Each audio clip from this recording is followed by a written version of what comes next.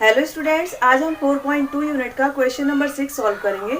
इसमें भी हमें प्रिपोर्शन सॉल्व करना है, प्रिपोर्शन निकालना है, मीन्स समानुपात निकालना है। तो सबसे पहले समानुपात के लिए हम एक बेसिक कॉन्सेप्ट क्लियर कर लेते हैं, क्योंकि हमें समानुपात में थोड़ी भी चीज़ें जाननी होती हैं जो बहुत ज़रूरी होती हैं। समानुपात कहलाता क्या है?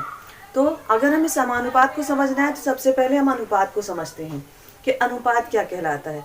किन्हीं दो संख्याओं में जब हम कंपैरिजन करते हैं तो उसे अनुपात कहते हैं, लेकिन जब किन्हीं दो अनुपातों में हम कंपैरिजन करते हैं तो उसे समानुपात कहते हैं।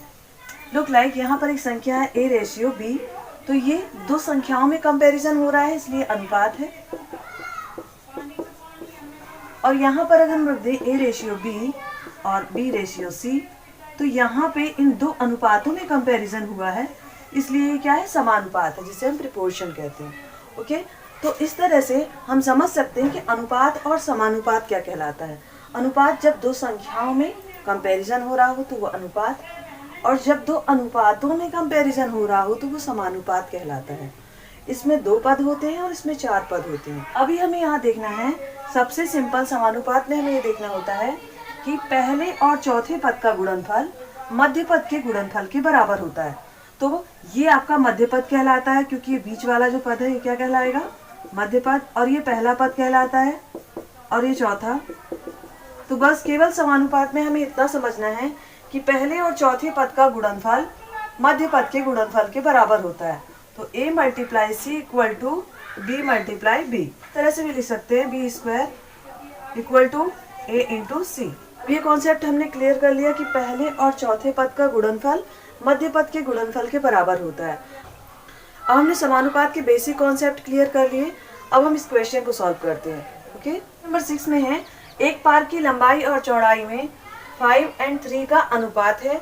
यदि पार्क की चौड़ाई 96 मीटर है तो पार्क की लंबाई ज्ञात कीजिए। मीन्स यहाँ पर पार्क की ओरिजिनल चौड़ाई जो प्रॉपर है 96 मीटर वो दी गई है और लंबाई ज्ञात करना है। और यहाँ पर लंबाई और चौड़ाई का अनुपात बताया गया है, मीन्स एक सरलतम रूप, एक छोटा रूप बताया गया है। तो हमें दो अनुपातों से कंपैरिजन करना है। एक तो ये अनुपात रखे हुए हैं और एक लंबाई और चौड़ाई का कंपैरिजन, जो ओरिजिनल लंबाई चौड़ाई है उसका कंपैरिजन किया जा रहा है। तो यहाँ पर चार चीजें हो गई। एक तो ये दो अनुपात ये हो गए और दो अनुपात ये हो गए। तो यहाँ पर हमें क्या निकालना है? समानुपात के लिए हम यहाँ पर पहले मेन लंबाई और चौड़ाई का कंपैरिजन करेंगे और यहाँ पर भी लंबाई और चौड़ाई का सरलतम रूप जो है उसको रख देते हैं। इन दोनों का ही हम कंपैरिजन करते हैं। तो मेन लंबाई तो हमें पता नहीं है, चौड़ाई 96 मीटर है और यहाँ पर है 5/3। कि पहले हमने बताया था कि पहले और चौथे पद का गुणनफल मध्य पद के गुणनफल के बराबर होता है। तो यहाँ हम पहले और चौथे पद को रख लेते हैं = 96 × 5 और इसका मल्टीप्लाई करेंगे 3x हो गया।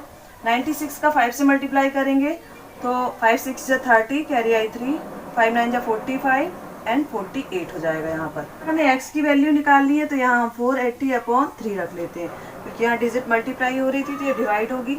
अब 3 से हम डिवाइड कर देते हैं वन टाइम में। यहाँ 3 × 1 = 3, 3 × 6 = 18 एंड 0। तो यहाँ x की वैल्यू कितनी आ गई? 160 मीटर, क्योंकि यहाँ पर लंबाई क्या निकल आई? 160 मीटर। अगर चौड़ाई 96 मीटर है तो लंबाई कितनी होगी? 160 मीटर। अब इन्हीं दोनों संख्याओं का रेशियो 5/3 था। तो चलिए इसे सॉल्व करके देखते हैं। वैसे हमारा आंसर यहीं तक है, लेकिन फिर भी हम इसे सॉल्व करके देखते हैं क्या 5/3 आता है। हम देखेंगे पार्क की जो मेन लंबाई है वो 160 मीटर है और चौड़ाई कितनी है यहाँ पर? 96 मीटर। ओके, और इन दोनों का अनुपात कितना बताया था? 5/3, मीन्स इनका सबसे छोटा रूप। तो इसका सबसे छोटा रूप हम चेक करके देखते हैं कि आता है कि नहीं। तो अगर हम इनका डिवाइड कर देते हैं यहाँ पर, तो डिवाइड करेंगे तो ये दोनों ही संख्याएं एक इवन नंबर है इसलिए 8 से डिवाइड हो जाएंगी। 8 × 1 = 8 और 8 × 2 = 16। यहाँ पर 8 × 2 = 16 एंड 0।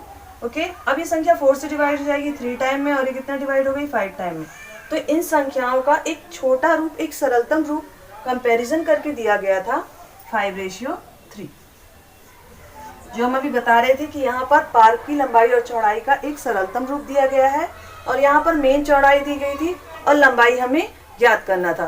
तो हमने लंबाई निकाल ली 160 मीटर और इसका सरलतम रूप भी चेक करके देख लिया। ओके, वैसे हमें इसकी नीड नहीं थी, हमें ओनली आंसर यहाँ पर रखना था कि 160 मीटर आंसर आया हुआ।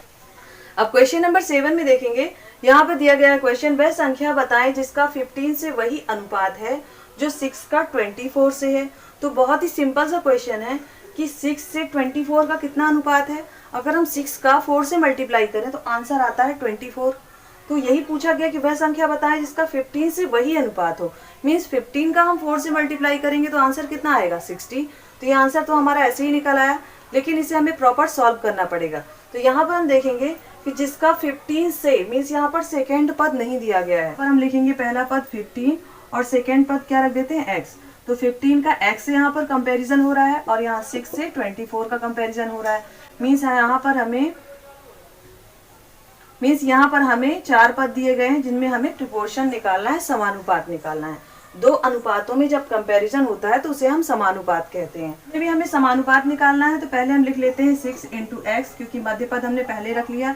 यहाँ पर हमें x की वैल्यू निकालनी थी और 15 × 24 पहले और चौथे पद का यहाँ मल्टीप्लाई कर दिया। अब यहाँ इसका मल्टीप्लाई कर देते हैं 6x। अब यहाँ पर 15 का हम 24 से मल्टीप्लाई करेंगे तो 15 4 × 60, कैरी आ गई 6, और 15 2 × 30, 30 में आते हैं तो 36 हो जाता है। यहाँ x की वैल्यू 360/6 हो जाएगा। x की वैल्यू निकालनी है, यहाँ मल्टीप्लाई हो रहा है तो ये संख्या डिवाइड होगी। 6 1 × 6, 6 6 × 36 एंड 0। तो यहाँ पर x की वैल्यू कितनी आ गई 60। ओके, तो ये तो बहुत ही सिंपल सा क्वेश्चन था जो हमने वर्बली ही सॉल्व कर लिया था, लेकिन हमें पूरा सोल्यूशन भी सॉल्व करके दिखाना होता है, तभी हमें फुल मार्क्स मिलते हैं। ओके, आई थिंक आपको ये सभी मैथ समझ में आई होंगी। आज के लिए इतना ही, मिलते हैं नेक्स्ट वीडियो में। Okay, thanks.